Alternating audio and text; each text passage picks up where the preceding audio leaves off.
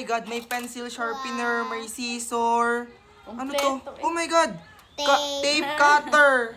Ano to? Tapos, Oh! Oh, May pambura din, oh! libre pang pambura. Ano to? Oh! Lagay ng mga lapis.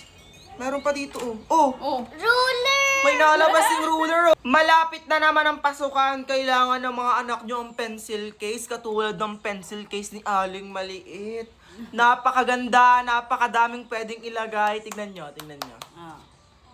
Oh. Oh. May scissor. May gunting na yung nakasama yan. Oh, yan. Ang Yan. gunting niya, oh.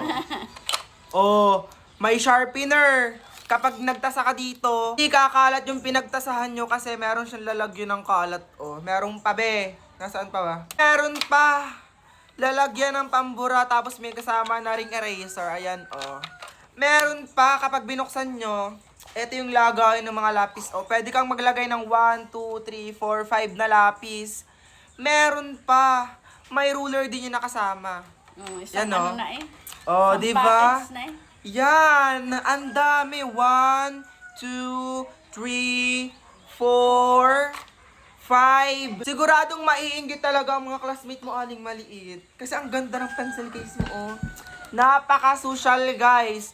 For only 204 pesos, meron na kayong ganitong pencil case na katulad ng kay Aling Maliit. Tapos, marami pang color ang pagpipilian dyan sa yellow basket ko. Kaya ano pang inaantay nyo?